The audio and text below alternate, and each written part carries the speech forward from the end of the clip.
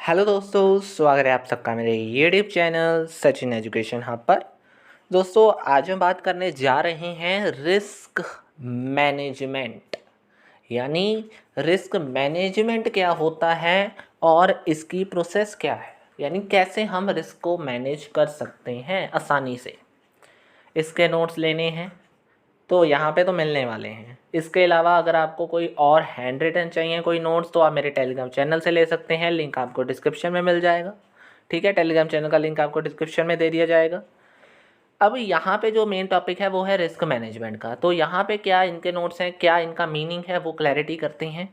तो सबसे पहले आपके सामने अब आएगा कि रिस्क मैनेजमेंट क्या है। तो रिस्क मैनेजमेंट का मीनिंग लिखा हुआ है आपके सामने कि it is a process that allows risk managers to balance the operational and economic cost of reducing and managing the risk. एक ऐसा मैनेजमेंट प्रोसेस है, यानी जो आपके रिस्क मैनेजर को कहता है कि आपने इकोनॉमिकली और ऑपरेशनली कॉस्ट को इस तरीके से कम करना है ताकि आपका जो रिस्क है, यानी जो रिस्क हो रहे हैं जो हमें पता नहीं होते या पता भी हो तो उसे कैसे कम किया जाए या मैनेज किया जाए, that is known as risk management. ठीक है जी। और it is usually the responsibility of top management, और ये टॉप मैनेजमेंट की ज़्यादातर रिस्पॉन्सिबिलिटी होती है कि वो इसे मैनेज करे। रिस्क मैनेजर इसे करता है, मैनेजर इसे देखता है। और ये प्रोसेस है जिसके ऊपर हम देखते हैं कि इम्पैक्ट और प्रोबेबिलिटी क्या है। इम्पैक्ट का मतलब यहाँ पे लॉस क्या होता है और प्रोबेबिलिटी का मतलब कितनी बार वो लॉस हमें सताएगा। तो ऑटोमेटिकली रिस्क मैनेजमेंट मीन्स आपको देखना पड़ता है कि आप कैसे रिस्क को आसानी से मैनेज कर सकते हो, यानी लॉस आया है वो कितनी बार रहेगा और कैसे कम किया जाएगा। ठीक है जी। मीनिंग इजी था, कोई इसमें मुश्किल नहीं है, आसानी से इसे आप कर सकते हो अगर आप करना चाहो। ठीक है, अब हम देखो जी करने वाले हैं इसकी प्रोसेस के बारे में। तो क्या इसकी मेन प्रोसेस है वो पढ़ते हैं।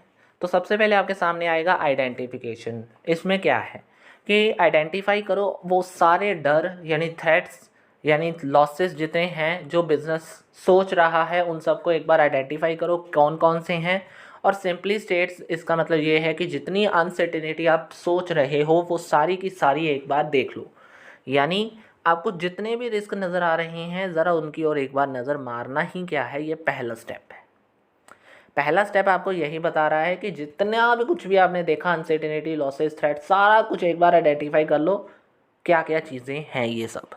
ठीक है, पहला हो गया। दूसरा आता है असेसमेंट। अब आपने पहले नंबर पे तो देख लिया क्या क्या रिस्क हो सकते हैं, क्या क्या ये चीज़ें हैं। अब उस रिस्क को पकड़ो ज़रा।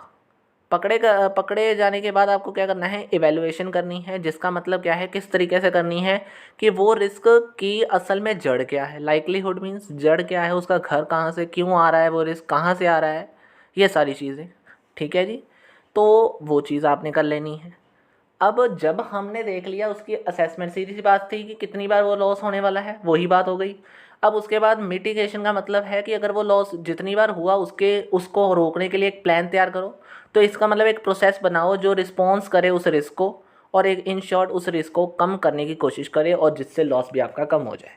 यानी मिटिगेशन मीन्स उसको कम करने का तरीका, और उसको कम करने का तरीका मीन्स एक ऐसा प्लान तैयार करो, इम्प्लीमेंट करो उसे, एक ऐसी प्रोसेस इम्प्लीमेंट करो जो रिस्पॉन्स करे बल्कि आपके रिस्क को, मतलब रिस्क को रिस्पॉन्स करवाने के लिए एक प्लान को तैयार करना।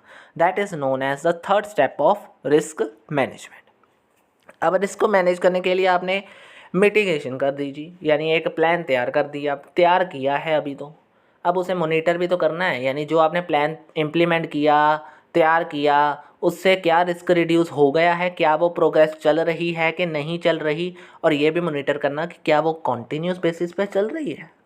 ये सारी चीज़ें क्या है, दैट इज़ कॉल्ड मॉनिटरिंग। नज़र डालना कि जो आपने प्लान एक बार इम्प्लीमेंट कर दिया क्या उसका फ़ायदा भी तो है, क्या वो कॉन्टीन्यूस बेसिस पे आपको फ़ायदा दे रहा है। ये क्वेश्चन मार्क लगा के उनको चेक करो, मॉनिटर करो। ये आपका चौथा स्टेप आता है। अब लास्ट आता है जी रिपोर्ट कर दो। रिपोर्ट कैसे करोगे, यानी response plan should be communicate.